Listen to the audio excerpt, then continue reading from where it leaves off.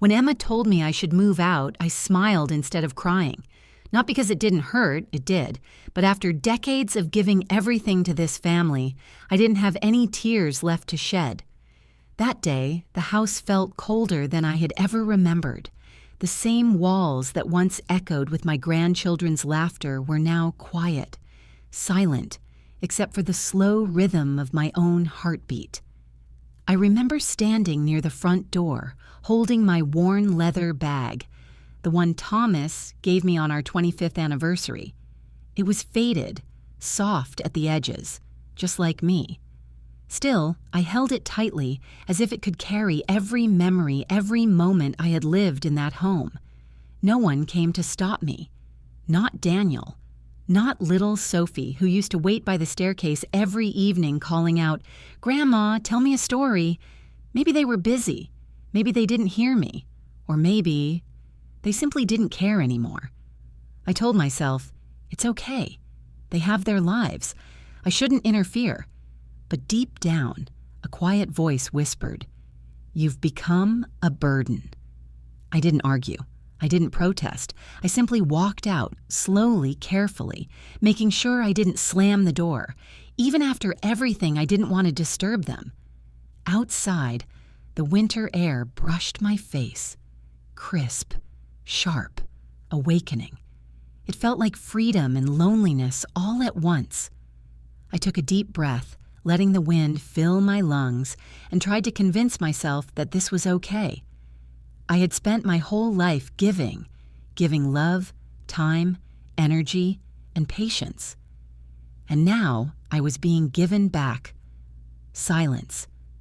I remembered the mornings of my life, waking up before anyone else to make breakfast, pouring hot tea for Thomas, making sandwiches for Daniel when he left for work, sitting up late helping him with school projects, and singing bedtime songs to Sophie when she couldn't sleep. I had done all of this without complaint. I had done it gladly, because for me, this was what love meant. Not gifts or words, but giving pieces of yourself every single day. And yet, here I was, standing in the driveway, my bag in hand, watching my family go on without me. I thought that was the end of my story. But I was wrong. It was only the beginning of learning what it truly means to be seen, to be forgotten, and to forgive. I was never a woman of big dreams.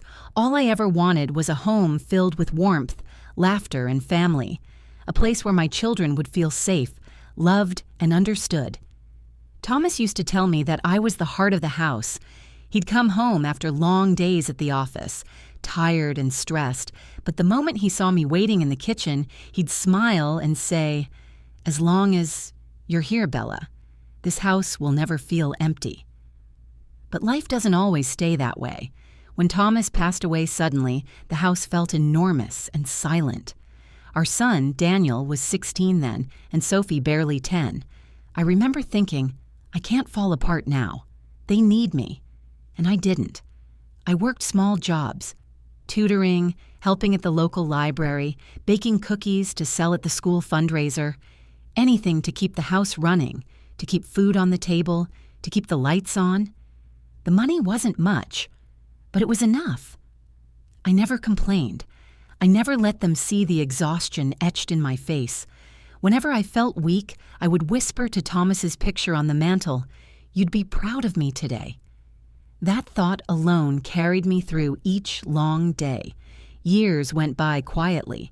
Daniel grew into a responsible young man, smart and kind. He met Emma, a polite and gentle woman who seemed perfect for him. When he asked me to meet her, I felt my heart lift with joy.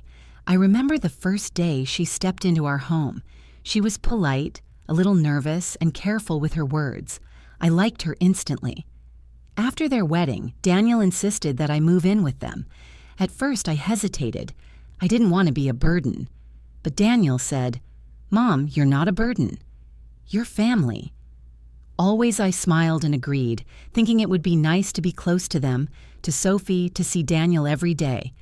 Their home was warm and welcoming, a cozy suburban house with large windows, a small backyard, and a fireplace.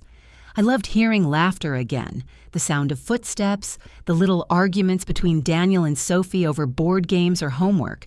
For the first time in years, I felt alive in a family home. Every morning I would wake early, make coffee and toast for Daniel, pack Sophie's lunch, and hum little songs that Thomas used to love. Emma would come down sleepily, still brushing her hair, and smile, saying, "Bella, you spoil us too much." Daniel would read the newspaper at the table while I placed sandwiches on his plate. Sophie would argue with me over who got to sit in my lap first. Even in the smallest of routines, my heart overflowed with joy. I thought, this is my reward. All those years of hard work, all the nights I stayed awake worrying about them, all the sacrifices. This is it. I would sit by the living room window in the evenings, watching the winter snow fall softly across the neighborhood, and whisper to Thomas, "See, our children are happy. You can rest easy." But life has a way of changing slowly, quietly, in ways you don't notice until it's almost too late. At first, it was the little things. Emma started cooking differently, rearranging furniture, deciding what Sophie and Daniel should eat. I understood. Every woman wants her home her way. Then the children began spending more time in their rooms, lost in games or homework. Their laughter became polite, measured, the kind you use when you don't want to be rude. I tried not to notice, tried to stay useful, cleaning, cooking, folding laundry, always quietly so I wouldn't disturb anyone. But sometimes Emma would say gently, "Bella, you don't need to do everything. Please, just rest." I would nod and smile, but inside a small voice whispered, "If I don't do it, who will?" Because love, for me, had always been action, making meals, mending clothes, holding the household together. Sitting quietly felt like vanishing. There were small signs that told me I was losing my place. One evening, I made homemade chicken soup, Daniel's favorite comfort food, but Emma smiled politely and said, "They ordered pizza tonight." "You don't have to make anything," I laughed softly, put the soup back on the stove, and told myself it didn't matter. Yet the feeling of being invisible began to creep into my bones. On my birthday, I waited for them, hoping to share a small dinner or cut a cake together. Hours passed, and no one remembered. When they finally came home late at night, laughing about a work dinner they attended, I smiled, made myself some tea, and whispered, "Happy birthday, Bella." I laughed quietly so they wouldn't see the tears that pricked my eyes.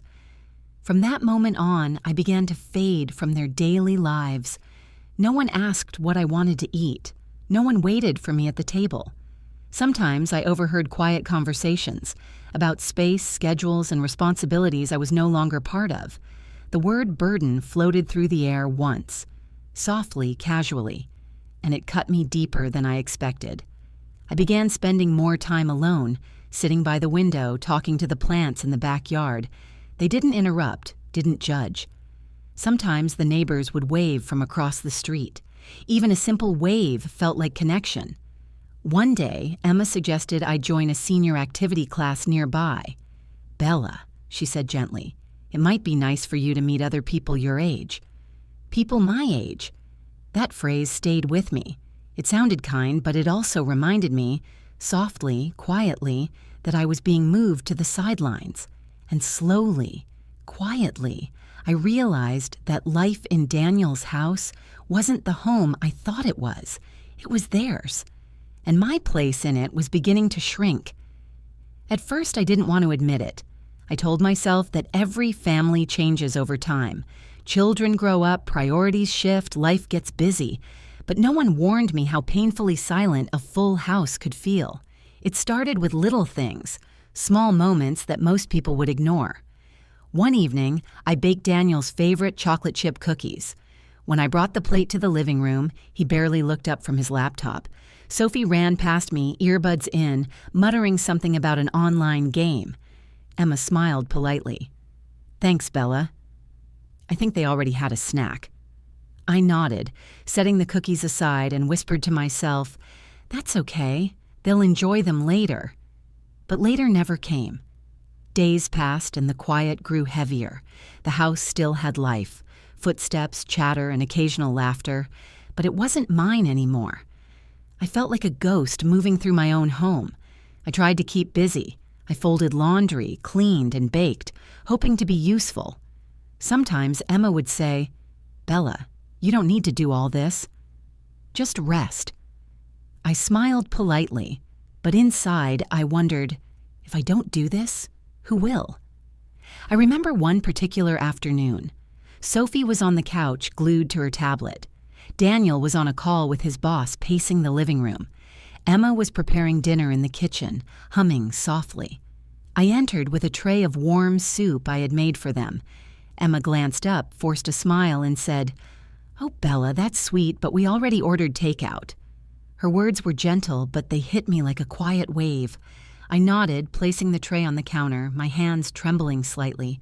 Inside, I felt invisible, a presence no longer needed, no longer wanted. I began spending more time on the porch, looking at the winter sky, talking to my plants, or just watching the quiet street. The neighbors would wave occasionally, and I would wave back, feeling more connection from them than from my own family. Then came my birthday. I didn't expect much, just a small gathering, a cake, a few candles, and laughter. But the hours passed, and no one remembered. By 8 o'clock, the house was silent. I made myself some tea and sat near the window, watching the cold streetlights flicker. When Daniel and Emma finally arrived home, laughing about a last-minute work dinner, I smiled, quietly cutting a slice of cake for myself. "Happy birthday, Bella," I whispered. No one heard me. It wasn't just the small neglect. There were whispers I overheard, casual conversations about space, schedules, and the stress of having me in the house. One night, I caught Emma on the phone saying, "It's just managing the house, Daniel, the kids, and Bella. Sometimes it's too much." I froze, my hands gripping the table edge, not because she said it, but because I understood. I was taking space. The same space that once overflowed with warmth, laughter, and love was now a weight. I stopped asking to be included in family plans. I stopped trying to share stories about the day or sing bedtime songs. I ate quietly in the kitchen, alone. I folded my own laundry. I didn't complain. I simply faded into the background, hoping to make their lives easier. But the more I withdrew, the more invisible I became. One snowy evening, Daniel came home with his friends. The house was full of voices, music, and laughter, but I didn't feel welcome. I stood in the corner watching, remembering the times when this same living room had echoed with Sophie's laughter. Daniel asking me to tell stories, and Emma smiling at the chaos I had helped keep organized. I tried to smile, but I felt like a stranger in my own life. The next morning, Emma suggested I join a senior center nearby. "Bella," she said softly, "there are activities there. People your age. You might enjoy it." People my age. That phrase hit me quietly but sharply. It was kind, polite, gentle, and it meant you don't belong here anymore. I went to the center, telling myself it was a good idea. The people were warm, friendly, and welcoming. We talked about children, grandchildren, hobbies, and the little joys of life. It felt good to be noticed, even if it wasn't by my own family. Yet every time I returned home, the silence greeted me first. The house was full, but I was alone. The laughter of Daniel and Sophie no longer included me. Emma and I barely exchanged more than a few words at dinner. There was one moment that cut deeper than all the others. I overheard Sophie telling a friend, "Grandma doesn't understand anything anymore. She just sits in her room," and Daniel, who used to run to me after school, said softly, "Mom, maybe Grandma would enjoy staying with Aunt Sarah for a while." Aunt Sarah, Daniel's cousin who lived in another town. The words were innocent, almost casual, but they landed like a soft hammer on my chest.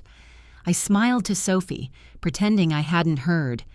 "Maybe one day," I whispered, though I knew that day was closer than I wanted. The days grew longer. The house became a place I inhabited but did not live in.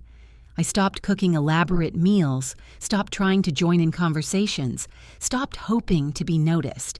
Even small gestures like hugs became rare. Sophie would wave briefly from a distance. Daniel's smiles were polite but distant. I began to feel as if my heart had been folded quietly into a drawer, left to age, untouched. One evening, Emma came to me. "Bella," she said softly, "we're thinking about maybe having you stay with Sarah for a while." Just until things settle, I nodded. I smiled. I said, "If it's easier for you all, I understand." Inside, a quiet shatter began. Not loud, not angry, just small pieces falling one by one. That night, I sat by the window watching the snow cover the yard in white. I whispered to Thomas, "Do you see? I'm still here, but I'm invisible. I'm still giving, but I'm no longer needed." And that was when I realized the family I had devoted my life to was slowly moving on without me. It wasn't that they didn't love me.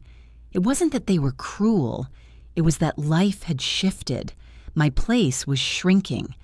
Every day I watched, waiting for a word, a glance, a sign that I still mattered. But slowly, quietly, they forgot how to include me. And in that quiet, my heart began to prepare for the day when I would finally be asked to leave, the day that would change everything. It was a gray Saturday afternoon, the kind where the sky feels heavy and the wind presses against your cheeks. Inside Daniel and Emma's house, everything felt too quiet. I had prepared lunch, set the table, and waited for the familiar sounds of life, the laughter, the chatter, the clatter of plates. But they didn't come. Instead, Emma appeared in the doorway, her hands clasped nervously. Daniel followed, avoiding my gaze. Even little Sophie, usually so cheerful, was unusually quiet. I smiled gently, trying to ease the tension. "Is everything okay?" I asked. Emma hesitated, biting her lower lip. "Bella, we need to talk," she said softly. I nodded, folding my hands in my lap. "Of course." "What is it?" I asked, keeping my voice calm. Daniel shifted uncomfortably. "Mom, you know we love you, right?" he began, almost whispering. I smiled. "Of course, Daniel." "Why would I doubt that?" Emma exhaled slowly. "It's just the house, the kids, everything. It's been stressful. And we've been thinking." I waited, listening. Daniel took a deep breath. "Maybe it would be better if you stayed with Sarah for a while. She has more space, and it might be easier for everyone I didn't speak at first." I simply nodded. "Stay with Sarah?" I repeated, trying to keep my voice even. Emma reached out and touched my hand. "It's not that we don't love you. We do. It's just, maybe this will be easier for everyone, including you." I smiled faintly. "So, you want me to leave?" Daniel looked down. "Not leave forever, Mom. Just for now." Until we settle into our new routines, I nodded slowly. The words were soft, polite, even kind, but they felt like a quiet weight pressing on my chest. I remembered the years I had spent in this home, cooking breakfast, helping with homework, reading bedtime stories, watching the children grow, and now I was being asked to step aside. I didn't cry. I didn't argue. I simply said, "All right." "If that's what's best," Emma's shoulders relaxed, relief flashing across her face. "I knew you'd understand," she whispered. That evening, I went to my room. I opened my old suitcase, the one I had prepared years ago for trips with Thomas. Inside were clothes, photographs, and letters, little pieces of my life that I had saved, thinking they might matter someday. I touched Sophie's picture and whispered, "I'm still your grandmother. I'm still here." I packed quietly, folding my clothes neatly, placing small keepsakes on top. No one offered to help. I didn't want them to. Before leaving, I walked to Sophie's room. She was drawing quietly at her desk. I leaned over and kissed her forehead. "Grandma's going to Sarah's for a little while," I said softly. She looked up briefly. "Okay, Grandma. Don't forget to call me." I smiled. "Of course, darling." Liam was playing on the floor, absorbed in his toys. I knelt beside him. "I'll miss you," I whispered. He barely looked up. I stood, leaving the room quietly before my tears could betray me. Daniel drove me to the train station. The The city stretched on in gray, wet streets. He carried my bag, placing it on the platform with care. "Mom, I hope you don't take this the wrong way," he said softly. I smiled. "I never take love the wrong way, Daniel." He hesitated, then nodded. "I'll call you soon," he said. I watched him turn away, his figure disappearing among the crowd. As the train pulled away, I looked out the window at the house I had given so much of myself to. I saw the lights flicker on in the living room. I saw Sophie's small shadow at the window, waving. I felt a quiet ache, a hollow space where belonging once lived. I was not angry. I was not bitter. I was simply aware.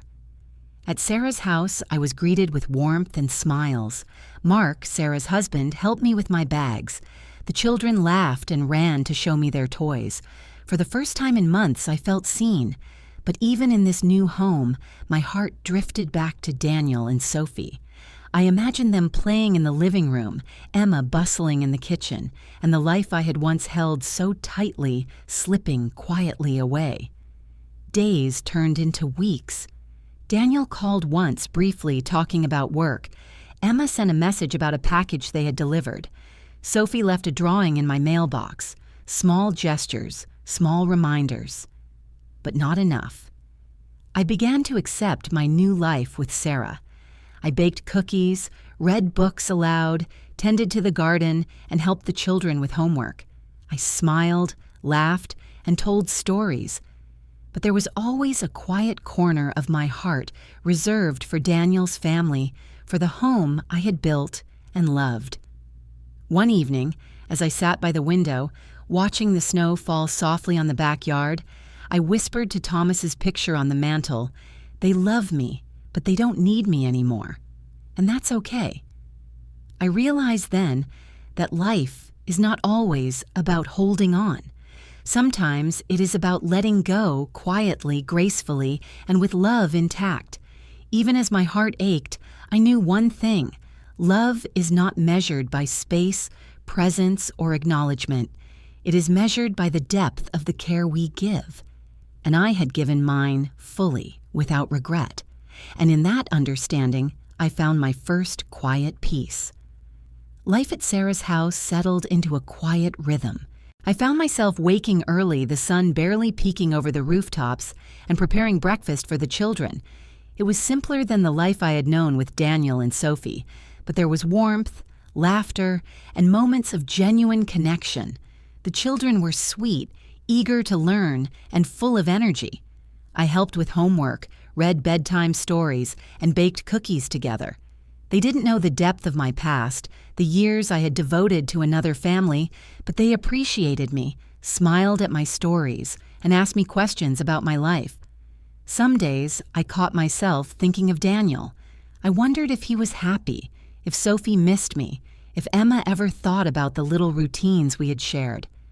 I felt a quiet ache, a hollow space in my heart, but over time, that ache softened, not because it disappeared, but because I realized that love does not vanish when life changes. One afternoon, I received a call from Emma. I hesitated before picking up, unsure what to expect. "Bella," she said softly, "Sophie asked about you again today. She wants to come visit this weekend." My heart lifted. Even small gestures mattered. A call, a visit, a remembered story. It reminded me that love can persist quietly, even when life pulls people apart. I spent the next few days preparing for Sophie's visit. I baked her favorite chocolate cake, arranged flowers on the table, and cleaned the living room until it sparkled. When she arrived, she ran into my arms, laughing. "Grandma, I missed you," she exclaimed. I hugged her tightly, feeling the years fall away, if only for a moment. She told me about school, her friends, and her small adventures. I listened, laughed, and shared stories of my own. For a little while, our worlds collided again, and it was beautiful, fleeting, and perfect. Daniel and Emma came later, hesitantly at first. We sat at the table, sharing stories, laughter, and memories. I noticed the subtle change. Daniel looked calmer, kinder. and Emma smiled in a way that suggested understanding, as if she finally realized the depth of my love and care over the years. That weekend, I understood something important. Home is not just a place. Home is love, presence, care, and connection. Even if life moves us apart, even if our roles change, love continues quietly, persistently, patiently. Over the following months, Daniel's family began to visit more often. Sophie and Liam played with the other children in the yard, and I found myself bridging two worlds, my old life and my new one. It was not the life I had once imagined, but it was life, and it was enough. I started keeping a journal again, writing every evening by the soft glow of the lamp. I wrote about my days, my memories, my joys, and my sorrows. I wrote letters to Daniel and Sophie, letters I sometimes sent, sometimes kept. Writing became a form of connection, a way to hold on to love, even when it seemed distant or out of reach. One quiet night, I stood by the window, watching the snow fall softly across the backyard. I whispered to Thomas's picture, "I did it, my love. I survived, and I still love them."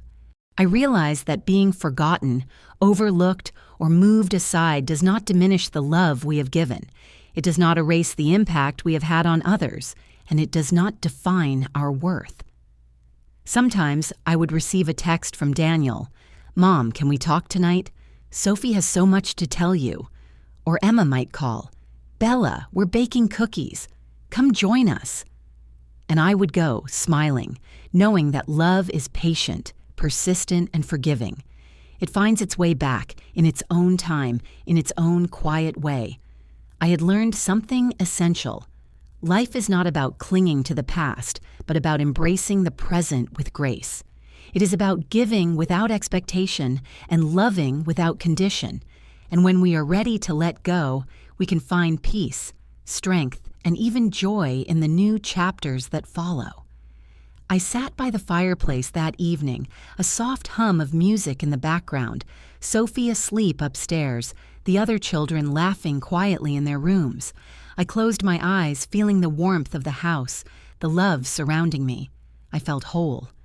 I whispered to Thomas's picture one last time, "Thank you for showing me how to love. Thank you, life, for teaching me to let go gracefully." And in that quiet, gentle moment, I understood I was enough. I was loved, and I was home, in the most important way.